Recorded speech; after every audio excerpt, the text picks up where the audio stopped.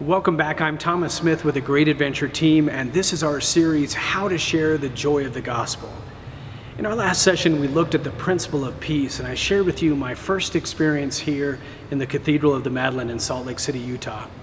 We spoke of the Marian style of evangelizing, that first we welcome Jesus into our lives, and then we share Jesus with others, just as Mary did.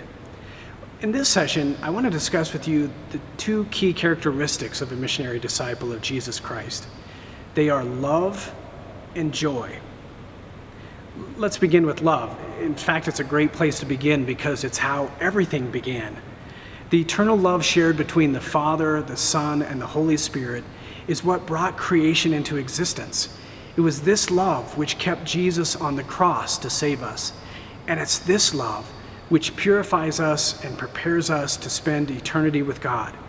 So creation, redemption, and our sanctification all flow from the love of God. But here's the really good news. That same love which animates Father, Son, and Holy Spirit, that love is poured into our hearts at baptism. Paul tells us this in Romans 5. We get to not only share in God's inner life of love, but more importantly, we get to share that love with others. So love by its very nature is intended to be shared. What does this love look like? One of the helpful images for me is the sacred heart of Jesus. When God revealed himself to his friends, the saints, he frequently showed them his heart. He'd part his garments and reveal that to them. And what did it look like? The sacred heart of Jesus is on fire. In my Franciscan tradition, we have a daily prayer that begins, Eucharistic heart of Jesus, furnace of divine love. Jesus' heart is burning with love for souls. And there's something else about that heart. It's crowned with thorns, isn't it? It's wreathed with our own painful rejection of God's offer of life and love to us, or with our own unwillingness to share that love with others. So the Sacred Heart is at once a revelation and an invitation to not wound the heart of Jesus, but rather to share that burning love with others. Have you ever noticed in the Catholic Church there's no devotion to the sacred brain of Jesus? I've been to churches all over the world. I've never seen a flaming brain of Jesus anywhere in a church. And I think there's a lesson here. Yes, it's important and indispensable to know our faith, but unless that's united to a loving, living, visible faith, the words are going to ring hollow. Pope Paul VI put it this way. He said, modern man listens more willingly to witnesses than to teachers. People are tired of counterfeit Christianity. They want to see the real thing, the good news of great joy in a real life.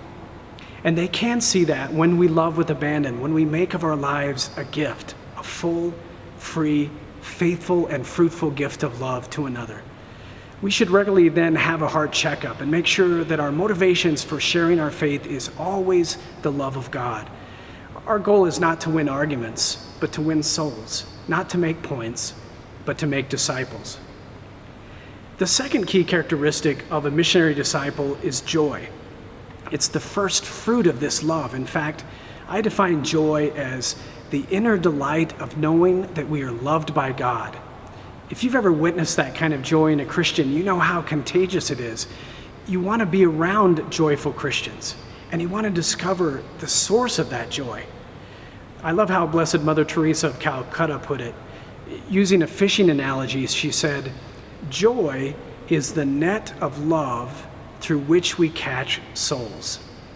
It doesn't mean your life is easy or free from disappointments, grief, and pain. Mother Teresa experienced all of those. She experienced, as you know, a dark night of the soul that lasted for decades, and yet Mother never lost her joy. It was written into every wrinkle of her face. And that's a powerful evangelizing tool. Someone who has joy, even in great suffering. Now, we've all experienced the opposite kind of Christian. Instead of radiating Christ's joy, they look a little bit more like bulldogs baptized in lemon juice. Pope Francis said they look like they're always just getting back from a funeral. Peter Kraft, a wonderful author who's written much on demonstrating the existence of God from our reason, said something very powerful. He said, in the world, the greatest evidence against the existence of God is a joyless Christian. The the greatest evidence against the existence of God as a joyless Christian. Like love, this joy is a fruit of the Spirit. It was given to you at your baptism. It is Christ's joy.